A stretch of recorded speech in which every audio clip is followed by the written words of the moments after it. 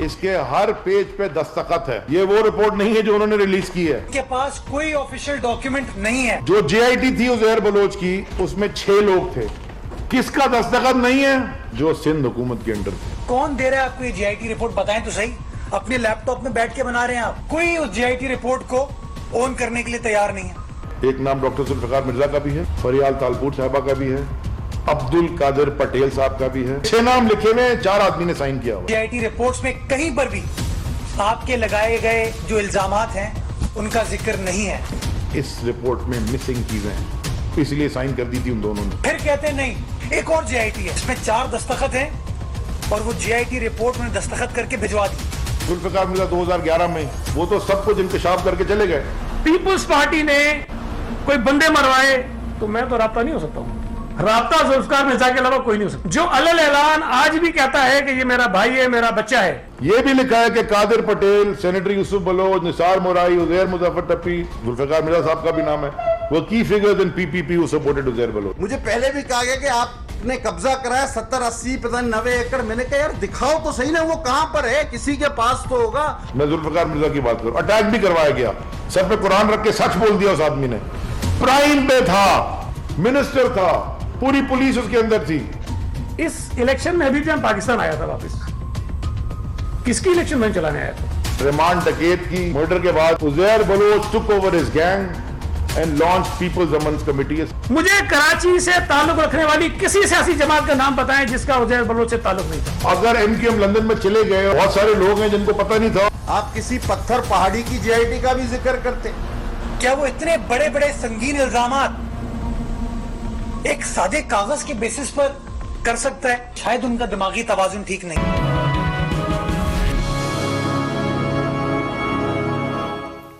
बिस्मिल्लाहिर्रहमानिर्रहीम, अस्सलाम वालेकुम नाज़रीन, मैं वासवा शराजी। प्रोग्राम है फैसला आपका। कभी ऐसा सुना नहीं था कि जेआईटी आई हो तो उसके बाद एक और जेआईटी निकल आए और फिर जेआईटी पे जेआईटी आए और फिर एक जेआईटी दूसरी की सेहत और पहली की सेहत पर दूसरी जो है उसको चैलेंज कर रही हो। ये पहली बार हो रहा है। और आपने सुना कि कल इससे पहले floor of the house JIT के हवाले से कुछ इंकशाफात किए थे जनाब अली जैदी साहब ने, जो कि बहरी उमूर के वफाकी वज़ीर हैं। और उसके बाद ये जेआईटी जब पब्लिक हुई उसके ऊपर उन्होंने सवालात उठाए और फिर पीपल्स पार्टी ने उसके आज जवाब भी दिए। आज ही उन्होंने भी सवाल उठाए। उनका ये कहना है कि 6 लोगों के नाम थे जेआईटी के अंदर, जो कि उजैर बलोच की है, उसके अंदर वो 6 नाम मौजूद नहीं है। उनका ये दावा है कि इसके ऊपर दस्तखत भी सिंध हुकूमत के मौजूद नहीं है, जबकि बाकी इदारों के मौजूद हैं। उन्होंने ये भी दावा किया कि इस जेआईटी के ऊपर डेडलॉक भी हुआ था। किसका डेडलॉक हुआ? इदारों का डेडलॉक हुआ। ये जेआईटी जो है उसके ऊपर उन्होंने सवाल उठाए और चीफ जस्टिस साहब से उन्होंने कहा कि वो इसके ऊपर नोटिस लें, जबकि मुर्तजा वहाब साहब ने कहा कि ये जेआईटी कहां से आई, किस तरह से अली जैदी साहब इसके ऊपर दावा कर रहे हैं, किस किस के दस्तखत हैं, किसके नहीं हैं, इसका अली जैदी साहब को किस तरह से मालूम है। बहरहाल ये तमाम जवाबात जो हैं वो आपने अभी थोड़ी देर पहले भी मुलाहजा किए हैं। सवाल ये है कि आखिर क्या ये जेआईटी मुतनाज़ा हो चुकी है, और अगर हो चुकी है तो इंसाफ कैसे मिलेगा? वो जो 250 लोग जले थे बल्दिया टाउन में, उनको इंसाफ कैसे मिलेगा? वो जो 158 लोग मारने का एतराफ उजैर बलोच कर रहा है, वो 158 लोगों को और फिर कराची के लोगों को इंसाफ जो है वो कब और किस तरह से मिल सकता है? आज के इस प्रोग्राम में हमारे साथ मौजूद होंगी मोहतरमा मलिका बुखारी साहिबा, जो कि कानून और इंसाफ की पार्लिमानी सेक्रेटरी हैं उमूर की, और उसके साथ साथ हमारे साथ होंगी मोहतरमा शैला रजा साहिबा, जो कि सूबाई वजीर भी हैं, पाकिस्तान पीपल्स पार्टी के सीनियर रहनुमा भी हैं। सारे वाक़यात उन्होंने अपनी आंखों से देख रखे हैं। इनके साथ मौजूद है ख्वाजा इजहारुल हसन साहब, जो कि मुत्तहिदा कौमी मूवमेंट के रुकन सूबाई असेंबली है, सीनियर रहनुमा है और जाहिर है कि खुद भी बहुत सारी चीज़ों को देखते रहे हैं। तो आप सब लोगों को खुशामदीद, आपको बहुत खुशामदीद कहते हैं। सबसे पहले शैला रजा साहब आपके पास आना चाहती हूँ। आप तो कोविड से इस वक्त आप पेशेंट भी हैं उसकी, लेकिन लग नहीं रही हैं बिल्कुल भी। ये जो मर्ज था, इस मर्ज के ऊपर जेआईटी आ गई, पब्लिक हो गई, चैलेंज हो गई। आज जो प्रेस कॉन्फ्रेंस की है अली जैदी साहब ने, उन्होंने फिर चैलेंज किया है कि ये बिल्कुल गलत है, हम इसको मुस्तरद करते हैं, चीफ जस्टिस साहब नोटिस लें। देखिए, अली जैदी, मुराद सईद और कोई भी कुछ भी कहते हैं, क्योंकि वतीरा यही है कि कंटेनर पे खड़े हुए और सब पे इल्जाम तराशियां हो गई और 200 अरब रुपए तो नहीं आ सके। अलबत्ता ऑडिटर जनरल ने रिपोर्ट दे दी कि 278 या 77 रुपए का इस तरह से हुआ। अब ये कौन सी रिपोर्ट है जिसमें हमारे लिए कहा जाता था कि 10,000 जो है अरब जो है उसका हर साल यूं होता है, वो अभी तक जमा नहीं हुए इनसे। तो इस वक्त जो सूरत हाल है वो ये है कि इनको बड़ी तफसील से आज जो है वो बताया गया कि एक ही रिपोर्ट होती है और आपके पास नहीं आ सकती। सवाल ये है कि बगैर दस्तखत की चीजें या कुछ दस्तखत की चीजें आपके पास कैसे आई? क्या ये वही मामला है जो उस्मान डार कहते थे कि मैं नैब में गया और मैंने इतनी मोटी मोटी फाइलें देखी लोगों की, इनके खिलाफ जो इतने सारे वो हैं सबूत। तो ये इनका काम है। इस वक्त इन्हें सोचना चाहिए कि क्या हालात हैं। इनके वसीम अकरम प्लस ढेर हो गए हैं, आटे की कीमत पे कंट्रोल नहीं कर पा रहे हैं। एक साल के अंदर हर चीज पे जो आपके खाने पीने की अशिया हैं और आपके जरूरी इस्तेमाल की, आटे के थैले तक पे 205 से 7 रुपए बढ़ गए हैं, लेकिन इनको कोई हैरानी नहीं है। जो लोग नौकरियों पे थे उनकी नौकरियां चली गई, आगे कोई आसरा नहीं है, लेकिन इनका कोई परेशानी नहीं है। पहले इनका मसला था कि जब इनसे पूछो पुरानी हुकूमतें कर गई, फिर इनका मगर शैला जी जो सवाल जो अली जैदी साहब ने सवाल उठाए वो ये कहते हैं 6 नाम इसके अंदर थे, जिसमें कादिर पटेल साहब का, फरियाल टालपुर साहिबा का, ये तमाम नाम उसके अंदर मौजूद थे। और उन्होंने कहा कि मेरे पास ये JIT मौजूद है जिसपे नाम थे और उसके बाद नहीं है। तो कहीं भी चैलेंज कर लें जी, इस JIT को वो चैलेंज करे। कादिर पटेल से इनकी नाराजगी नजर आती है, क्योंकि कौमी असेंबली में जिस तरह से होता है उसको कादिर पटेल जिस तरह कहते हैं, कादिर पटेल ने इसका जवाब दिया कि जब मैं वापस आया तो सिंध के नहीं वफाकी इदारों के पास मैंने मेरी इन्वेस्टिगेशन हुई और फिर मुझे रिलीज किया गया। कादिर पटेल ने जवाब दे दिया इसका। बाकी यह है कि मैंने तो पहले भी कहा कि आज जब मैं टीवी देख रही थी तो बड़ा कहा जा रहा है 164 का बयान और फलाना बयान, लेकिन आज उसने जब उस पर चार्ज फ्रेम किया गया तो उसने कहा नो, उसने गर्दन हिला के कहा कि मैंने नहीं किया। तो बात यह है कि हमने अपने जमाने में जब हम आए थे 2008 में, तो उस वक्त भी रहमान और पप्पू के मसाइल चल रहे थे। रहमान को हमारे जमाने में खत्म किया गया, फिर उसके बाद वो तो जुल्फिकार मिर्जा साहब ने कहा, वो तो उन्होंने ओन किया कि मैंने मरवाया रहमान डिकेत को। ये तो मशहूर जमाना उनकी स्टेटमेंट है। और लेकिन जुल्फिकार मिर्जा तो खुद आपकी जमात से उनका ताल्लुक। एक मिनट आसमा, अगर कोई माफिया है और हम देख रहे हैं कि लोग परेशान हैं और हम हुकूमत में आए हैं, तो पूरे 4-4.5 साल लियारी में ऑपरेशन होता रहा है। और दूसरी टर्म में भी जब हम आए हैं और पहले में जब हम लियारी से बाहर निकले तो फिर पूरे मुत्तहदा ने जो है शोर मचाया और फौज बुलाने की बात की। उस पर नवाज शरीफ साहब आए और सारी पार्टीज बैठी उधर, उसके अंदर फौज की बात नहीं की। और फिर रेंजर्स को मजीद 2 इख्तियार दिए गए डिटेंशन और इन्वेस्टिगेशन के, क्योंकि लियारी से ऑपरेशन बाहर आया था तो चीखें निकल गई थी। और ये फिर सबने देखा कि नवाज शरीफ साहब ने ना हमें कोई फंड दिया। ये बात हुई थी कि पुलिस के इक्विपमेंट के लिए फंड दिया जाएगा और मजीद मदद की जाएगी। अच्छा ठीक है, ख्वाजा इजहारुल हसन साहब भी हमारे साथ मौजूद है। ख्वाजा साहब, आप क्या कहते हैं? एक तो खैर जो बल्दिया टाउन है उसमें हमाद सिद्दीकी साहब का और अनीस कायम खानी साहब का नाम है। आपकी मौजूदा जो इस वक्त क़यादत है उसका नाम मौजूद नहीं है इसके अंदर, लेकिन उसके बावजूद आप जो JITs आई हैं इनकी सेहत से सहमत हैं या आप भी इसको मुस्तरद करते हैं? बहुत शुक्रिया आपका।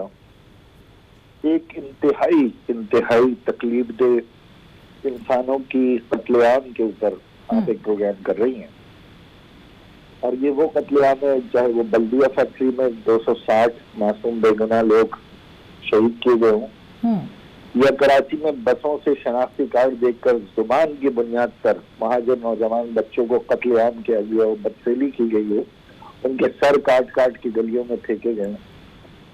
ये पाकिस्तान के शहरी थे। मैं मौजू पे रहूंगा। कत्लेआम की बात हो रही है, मासूम बेगुनाह लोगों की बात हो रही है, तो मैं किसी और मौजू पे नहीं जाऊंगा, मैं सिर्फ इस पे बात करूंगा। लेकिन बहस के तो वकील, मैं आपको ये बताना चाहता हूं कि JIT को अदालतों में प्रोसिक्यूशन में एक्सेप्ट करवाना है, और वो एक्सेप्ट होगा विटनेस के जरिए, वो एक्सेप्ट होगा मजबूत प्रोसिक्यूशन के जरिए, एविडेंसेस के जरिए। मसला सारा ये है कि लोग कत्ल तो हुए हैं ना, हाँ ये बिल्कुल खुद तो नहीं मरे ना। बिल्कुल। फैक्ट्री जली है, या शनाख्ती कार्ड देख देख के जुबान की बुनियाद पे इस शहर के बच्चों को पूरा कराची देख रहा है सुखी प्रोग्राम। वो जानना चाहते हैं ना कि इन बच्चों की ये जो जनाजे आए हैं, ये लाशें आए हैं, जिसके पीछे कोई भी दरिंदा हो, बिल्कुल किसी भी सियासी जमात से हो, एक बात हमेशा याद रखें, मुजरिम सियासी जमातों में ही शेल्टर लेते हैं और वो अपनी ताकत के लिए लेते हैं। तो उनके खिलाफ बेदरेक बेरहमाना कार्रवाई होनी चाहिए। और मैं यहाँ एक बात और कहना चाहता हूँ, ये जीआईटी में ताखीर क्यों हुई है, ये इतना बड़ा सवाल है जो सारी कंफ्यूजन को जन्म ले रहा है। अच्छा ठीक है, वो सवाल बिल्कुल अपनी जगह पे है। लेकिन ख्वाजा साहब, इसमें जो बार बार नाम आया है इस जेआईटी के अंदर, वो जुल्फ़िकार मिर्ज़ा साहब का है। अली ज़ैदी साहब कहते हैं कि उन्होंने अपने पीक के ऊपर इंकशाफ करके कुरान सर पे उठा के वो अपने ओहदे से अलग हो गए और उन्होंने कर्ज चुका दिया। आपकी जमात इस बारे में क्या कहती है? क्योंकि आप लोग भी उस जमाने में जुल्फ़िकार मिर्ज़ा साहब के ऊपर इल्ज़ामात लगाते थे, जेआईटी में भी उन्हीं का नाम है, उनके अलावा किसी का नाम इस जेआईटी के अंदर शामिल नहीं है। लेकिन मैं बहरहाल बहुत कोई आलिम तो नहीं हूँ, लेकिन जितना मैंने ये पढ़ा है, इंसान का कत्ल जो है ना वो रियासत के खिलाफ जुर्म होता है। और कोई भी कत्ले आम कर कर, चाहे वो मैं हूं, चाहे वो जुल्फ़िकार मिर्ज़ा साहब हो या कोई और हो, ये कुरान उठा के जन्नत का सर्टिफिकेट नहीं मिल सकता उसे। कराची में असला बटा है, कराची में सरकारी सरपरस्ती में कत्लेआम हुआ है और यहाँ पर कमजोर प्रोसिक्यूशन के साथ एक मुतासिब गैर मकामी और एक क्रिमिनल पुलिस एलिमेंट्स इन्वॉल्व थे। ऐसा नहीं हो सकता। आज भी तो वही पुलिस है ना, रेंजर्स हैं। क्या वजह है कि भाई आज आपके यहाँ क्या लिसानियत खत्म हो गई, क्या फिरकावारियत खत्म हो गई? तो आपको ये जेआईटी रिपोर्ट सही लगती है आपके ख्याल में? उज़ैर बलोच वाली और बल्दिया टाउन वाली, निसार मुराई वाली बिल्कुल ठीक है जेआईटी? मैं इदारों पे तो किसी सूरत सवाल उठा ही नहीं रहा, लेकिन मैं ये जरूर बात कर रहा हूँ और आप ये देखिएगा ये होगा। हाँ। इस जेआईटी को एविडेंसेस और विटनेस की अगर सपोर्ट नहीं मिलेगी तो ये जेआईटी रद्दी का टुकड़ा साबित होगी, क्योंकि जेआईटी की इटसेल्फ अदालत में हैसियत नहीं होती बगैर सबूत और गवाहान के। ठीक है, बिल्कुल सही है। अच्छा मलिका, अब अली ज़ैदी साहब के जो इल्जामात हैं, आपने शैला को सुना और ख्वाजा साहब ने भी ढगे छिपे लफ्जों में ये कह दिया कि ठीक है अभी तक तो जो है वो है, लेकिन ये सारी बातें वो भी देखते रहे, हम भी कवर करते रहे, ये सब चीज़ें मौजूद हैं। आपके ख्याल में अली ज़ैदी साहब के पास वो जेआईटी की रिपोर्ट कहाँ से आई और क्या उसकी क्या हैसियत है कानूनी, अगर उसके ऊपर दस्तखत नहीं है और उनके पास सिंध हुकूमत जो है उसको ऑथेंटिक नहीं मान रही? देखिए आसमा, पहली बात तो है कि जेआईटी रिपोर्ट जो अली ज़ैदी साहब ने, पाकिस्तान तहरीक इंसाफ का जो मौक़िफ़ सामने आया है, ये बड़े संगीन इल्ज़ाम है, ये बड़े संगीन इंकशाफात हैं एक सिटिंग हुकूमत के ख़िलाफ़। सिटिंग मेंबरान पार्लियामेंट शजील मेमन साहब, कादिर पटेल साहब, फ़याल तालपुर साहिबा, इनकी पार्टी के डिफरेंट दीगर मेंबरान, उनके ऊपर भत्ताखोरी के, कत्ल गारत के, नाजायज़ ज़मीनों पर कब्ज़े के संगीन इल्ज़ामात हैं, पुश्तपनाही के इल्ज़ामात हैं कि इन्होंने एक माफिया की, एक गैंग लीडर की पुश्तपनाही की और उसके थ्रू कराची के अंदर, लियारी के अंदर इन्होंने बहुत निज़ाम को धर्म भरम किया, जानों का ज़िया हुआ, लसानियत के ऊपर किलिंग से बड़ी डिटेल से बात हुई है और वो रिपोर्ट हम सबके पास है। देखिए सबसे अहम इशू क्या है कि 2 रिपोर्ट सामने आई हैं। जो रिपोर्ट इन्होंने दी उसके ऊपर 6 सिग्नेचर्स हैं, जो अली ज़ैदी साहब ने पेश की उसके ऊपर 4 सिग्नेचर्स हैं। 2 कौन से नहीं है? उन 2 इदारों के जो सिंध हुकूमत के अंडर आते हैं। ठीक है, और हम क्या कहते हैं कि पाकिस्तान पीपल्स पार्टी ने बसद एहतराम शैला बीबी के, इनकी पार्टी ने इदारों को तबाह किया है। इसी तरह पाकिस्तान की जो सिंध की पुलिस है उस पर सियासी असर है, सियासी इन्फ्लुएंस है, सियासी भर्तियां हैं, और फिर इस रिपोर्ट के अंदर उन 2 एंटिटीज का साइन ना होना वो सवालात उठाता है। सवाल ये कि उस वक्त के वजीर दाखिला जुल्फ़िकार मिर्ज़ा साहब थे, जिनका इस रिपोर्ट में बार बार जिक्र आया, ऐसे लगता है जैसे वही सब कुछ थे, ना उनसे ऊपर ना कोई नीचे, कुछ भी नहीं, वही ऑल एंड ऑल थे। और मैं शैला बीबी से ये पूछूंगी कि वो कितने बाइख्तियार थे अपने ज़माने में, लेकिन वो आपकी जमात के साथ इस वक्त अलायंस है GDA का, उस बारे में आप क्या कहते हैं? देखिए हमने क्या किया, हमारे एक्शन से अली जैदी साहब की पिटिशन से आया है कि हम इस रिपोर्ट को पब्लिक करना चाहते थे। हम तफरीक नहीं कर रहे थे किसी के बीच पे भी, चाहे वो हमारी पार्टी से मुंसलिक हो या पाकिस्तान पीपल्स पार्टी से मुंसलिक हो। जिस वक्त जुल्फ़िकार मिर्जा साहब के ऊपर ये चीज़ें सामने आई वो पाकिस्तान पीपल्स पार्टी का हिस्सा थे, पाकिस्तान तहरीक इंसाफ का नहीं थे। हमने किसी मोड़ के ऊपर भी नहीं कहा कि किसी एक पार्टी के रहनुमा के ऊपर एक्शन होना चाहिए और दूसरे के ऊपर नहीं होना चाहिए। पहली बात तो ये, और ये हमारा रवैया और ये शफाफियत हमारी हर चीज के अंदर ऑब्वियस है, हम इसी तरह ऑपरेट करते हैं। हम सिर्फ ये कह रहे हैं कि अब ये इल्जामात सामने आ गए, आप जमहूरियत के अलमबरदार हैं, आप भुट्टो की पार्टी की जमहूरियत के बानी हैं, आप मोहतरमा शहीद की पार्टी के मेंबरान हैं, तो आइए सामने आइए, पाकिस्तान के सुप्रीम कोर्ट के अंदर आला अदालत के सामने दोनों रिपोर्ट्स को पेश कीजिए शफाफियत के साथ। आला अदालत के पास आर्टिकल 1841 के अंदर पावर्स हैं कि इंटर गवर्नमेंटल डिस्प्यूट्स के माबैन जो डिस्प्यूट्स होते हैं उनके अंदर वो फैसले कर सकते हैं। हमारे पास आईनी रास्ता मौजूद है, हमारे पास पाकिस्तान की मोहतरम आला अदालत के जजेस हैं, चीफ जस्टिस साहब हैं, सो मोटर पावर इस इशू को शफाफियत के साथ अवाम के सामने लेकर आए। आसमा ये बहुत बड़ी बात है, ये बड़े संगीन इल्जामात हैं, इनको हम इस तरह दबा नहीं सकते। अच्छा, मैं इसके ऊपर शैला जी मैंने ब्रेक लेनी है, ब्रेक के बाद मैं आपके पास आऊंगी कि जुल्फ़िकार मिर्जा साहब जो कि उस वक्त आपके वजीर दाखिला थे और जाहिर है कि वो बड़े बाइख्तियार थे, हम सब जानते हैं, बड़े पावरफुल मिनिस्टर थे वो आपके, क्या वो खुद ही फैसले ले रहे थे या क़यादत उनको कह रही थी? इसके ऊपर मैं जरूर पूछूंगी आपसे। और फिर वो क्यों पार्टी छोड़ के गए या पार्टी ने उनको किस तरह से बेदखल किया, इस पे भी ब्रेक के बाद।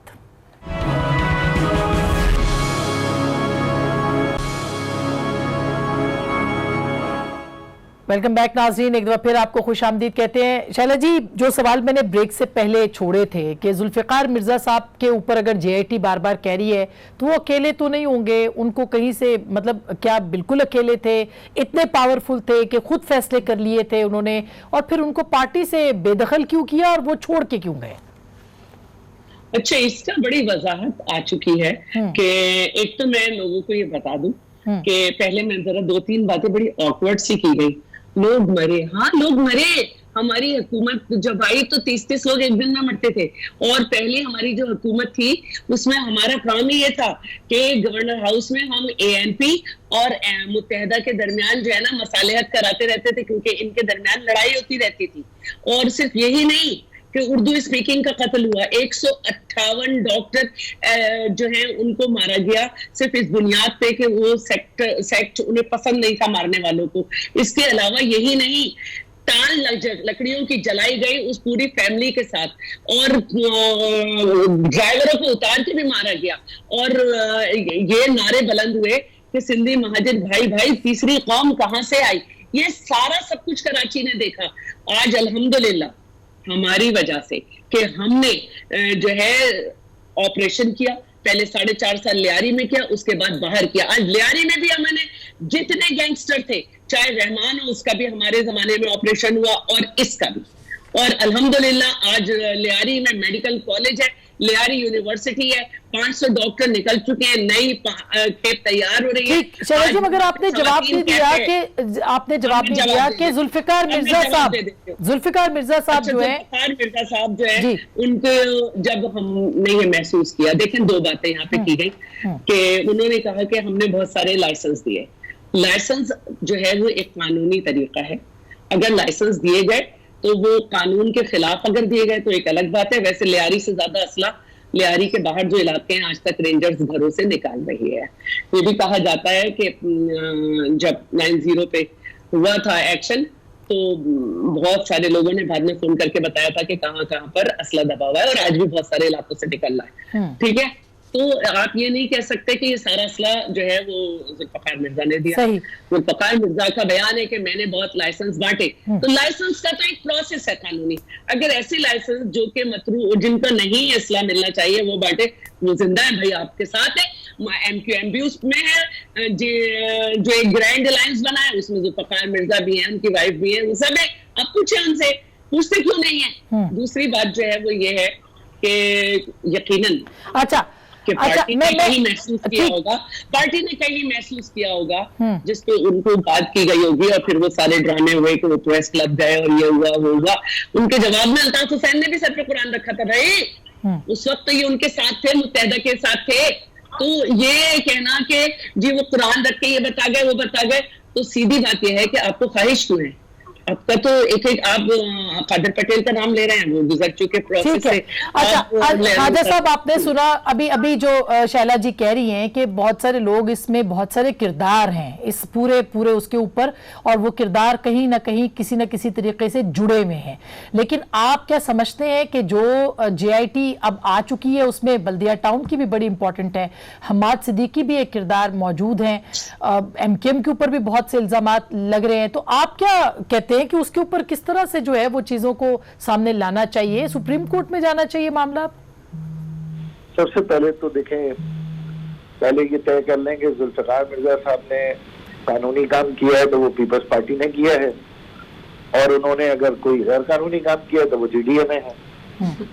और तो ये तय कर लें। तो नबील गबोर साहब का भी बयान है। तो मसला ये है, एक लाश को या कई लाशों को कंपेयर करके दूसरी लाश से जस्टिफाई करना, ये जख्मों पे नमक नहीं छिड़कना।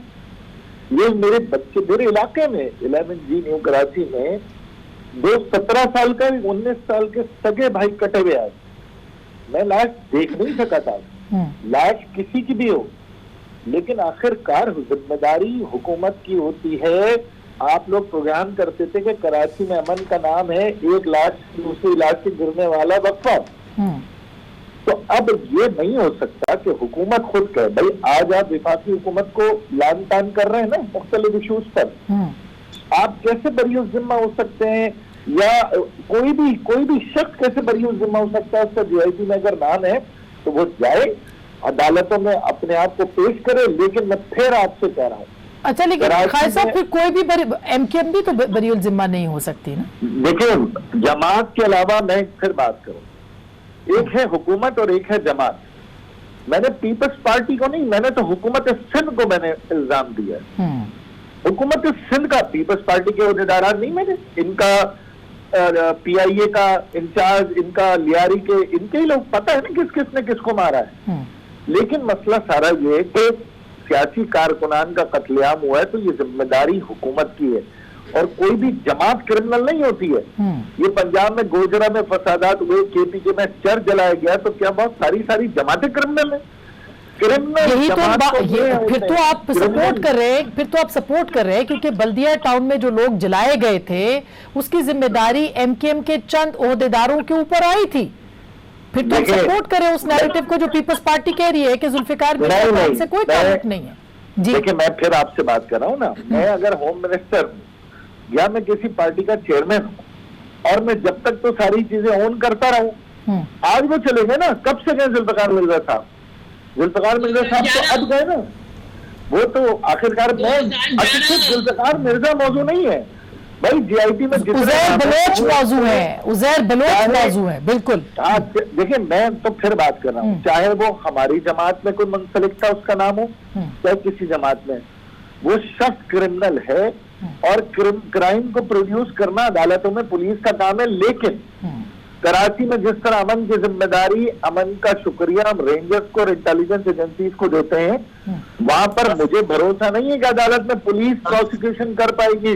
ये सियासी पुलिस या जिस पुलिस का ये तो पुलिस वालों ने जाने दी है अपनी, आप देखें कि और पॉलिटिकल पार्टीज ने, मतलब सारी जमातों ने, बशमूल आपकी जमात ने इस अमन के लिए बड़ी कुर्बानियां दी हैं ख्वाजा साहब। तो आप जी, आप जब पुलिस की कुर्बानी की बात करते हैं तो आप बात करते हैं एक सिपाही की, आप बात करते हैं ASI की।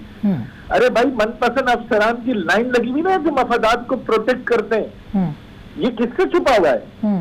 सिंध में पुलिस गर्दी या पुलिस की मदद से सिंध में कंट्रोल, ये किससे छुपा हुआ है? अगर पंजाब को आप इल्जाम देते हैं वहां के, तो फिर ये मेरा ख्याल है कि अदालतों से बस अब उम्मीद है, मीडिया अपना काम कर रहा है, खुदा करे इन कत्लेआम के पीछे छुपे हुए तमाम उन मनहूस चेहरों को बेनकाब आमीन आमीन। लेकिन ये बताइएगा मलिका कि इसके अंदर जीडीए का, जैसे भी शैला जी ने कहा, जीडीए के लोग हैं, डॉक्टर साहिबा हैं, डॉक्टर साहब हैं, उनके शौहर, इसी तरह से उनके जिनके नाम है, एमक्यूएम आपकी एलआई है, उनके भी कुछ लोगों के, अब इस मौजूदा के तो नहीं, लेकिन जाहिर है कि जो पहले थे उनके नाम आ रहे हैं। आपकी जमात है कि सबके साथ इंसाफ होना चाहिए? देखिए, पहले तो उज़ैर बलोच पे थोड़ी सी बात कर रहे थे। देखिए, उज़ैर बलोच कौन है? एक चेहरा है, उस चेहरे के पीछे कौन है? एक सियासी पार्टी है।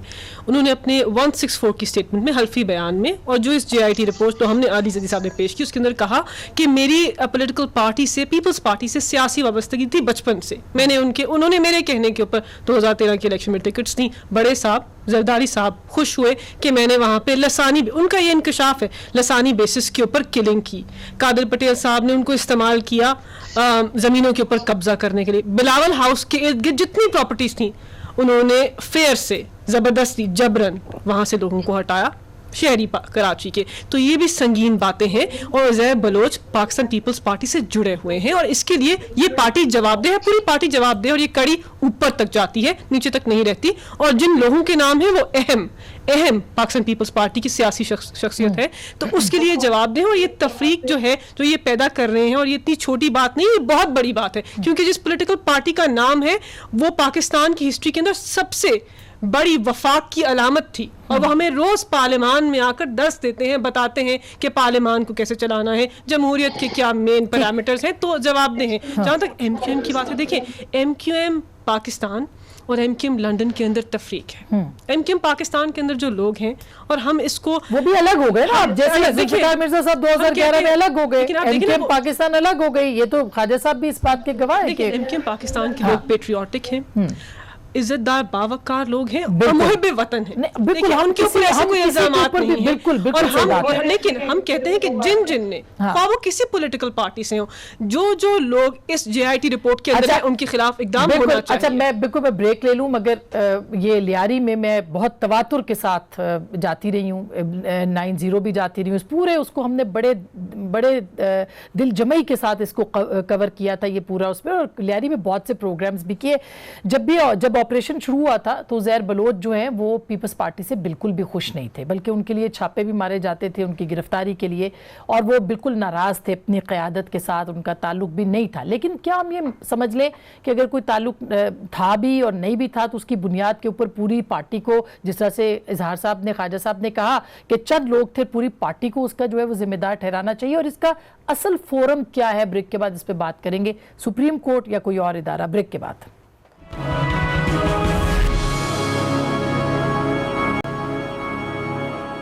वेलकम बैक नाज़रीन, एक दफ़ा फिर आपको खुशामदीद कहते हैं। प्रोग्राम के आखिरी हिस्से में बात करेंगे कि मामला क्या सुप्रीम कोर्ट के पास जाना चाहिए।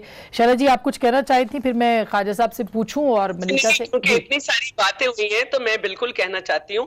2013 के इलेक्शन में अगर आप उसके में मुख्तलिफ TV चैनल्स पे उज़ैर बलोच के इंटरव्यू किए गए, और उसने कहा कि हमने कादिर पटेल को हरवाया, हमने जो है मलीर की दूसरी सीटों पे, हमने जो है PIB की सीटों की, गोलीमार की सीटों पे जो है, गोलीमार की सीट पे जो है लोगों को हरवाया, क्योंकि हमने पीपल्स पार्टी के खिलाफ वोट डलवाए। ये चैनल्स पे रिकॉर्ड है, और पीपल्स पार्टी के अलावा कौन कौन सी पार्टीज जाके उससे मिलती रही, वो भी कोई ढका छुपा नहीं है, और सीधी बात है। लेकिन उनके हलफ की जो चल रही है वीडियो, वो तो मौजूद है। हलफ जो है बिल्कुल चल रही है, और इसीलिए हमारे सिटिंग MPA के भाई को मारा गया। लियारी तो नो गो एरिया था, कोई जा भी नहीं सकता था। इंस्पेक्टर फवाद शहीद हुआ था, चौधरी असलम जो है ऑपरेशन करते रहे थे, लेकिन वो रिजल्ट नहीं आया था। उसकी वजह ये थी कि वहां कोई जा नहीं सकता था, और इन लोगों से हलफ कितने सारे लोगों की मौजूदगी में लिया जा रहा है। फिर इन लोगों ने जब बताया तो उसका बदला जावेद नागौरी के भाई को मारा गया। पंजाब में 5 IG बदल जाएं तो पुलिस मनपसंद अफसरान नहीं होती, सेक्रेटरीज बदल जाएं तो मनपसंद अफसरान नहीं होते। अगर मैं ये कह रही हूं कि अदालत में जब वो पेश हुआ है, तो आज उसने फिर अपने फर्द जुर्म से इनकार किया है। भाई, वो जिंदा पकड़ा है हमने, मारा नहीं है, हमने पकड़ा है, हमने ऑपरेशन किया है। उसको आप जिसका दिल चाह रहा है जिस अदालत में जाए, ठीक है। लान तान है, हम आपने भी हम पे की थी इजहार भाई, जब इंटरनेशनली पेट्रोल की कीमत $145 पर बैरल थी और आपने हमें अच्छा ठीक बिल्कुल सही है, बिल्कुल सही है। लेकिन अच्छा ख्वाजा साहब, ये तो बात अपनी जगह पे है कि उज़ैर बलोच के खिलाफ कार्रवाई भी पीपल्स पार्टी ने की, उनको गिरफ्तार भी किया, उनके खिलाफ ऑपरेशंस भी किए और हम सब ने देखा भी। तो फिर उसके बावजूद अब आपको लगता है कि ये जो JIT है ये गलत है और सुप्रीम कोर्ट को ही अब इसकी इंक्वायरी करनी चाहिए और वहां जाना चाहिए मामला? देखो, सुप्रीम जाना चाहिए, मैं समझती हूँ कि जाना चाहिए ऑपोजिशन को, क्योंकि अली जैदी के तो अपने अफसरान सुप्रीम कोर्ट से आते हैं फैसला लेके कि उन्हें निकाला ना जाए, तो अब अली जैदी को भी कोई फैसला अपने आप में लाना चाहिए। ठीक, जी खाई साहब जी। देखिए, सुप्रीम कोर्ट ट्रायल कोर्ट नहीं है ना। ठीक बात है, ये आपको ट्रायल कोर्ट में जाना होगा और ट्रायल कोर्ट आपके पास ATC की है। लेकिन मैं बड़े अफसोस के साथ कहना पड़ रहा हूँ, शायद कंटेम्प्ट भी लग जाए, मैं खुद एक अदद ट्रायल कोर्ट में 24 FIRों का विक्टिम हूँ दहशतगर्दी। और मैं आपको बताऊं आसमा के जिस जमाने में ये FIR कटी, मैं मुल्क में ही नहीं था। मैं अपने बीवी बच्चों के साथ बाहर था। मुझे 3 साल हो गए अदालत को ये बताते हुए कि मैं मुल्क में नहीं था, इसके बावजूद मैं पेशियां भुगत रहा हूँ। तो सवाल जो है वो अदालती प्रोसीजर पे भी आके रुकता है, जिसका चीफ जस्टिस हाई कोर्ट और चीफ जस्टिस सुप्रीम कोर्ट को भी ये नोटिस लेना चाहिए कि हमारी अदालतों में एक तो फौरी इंसाफ नहीं है, बिल्कुल सस्ता इंसाफ नहीं।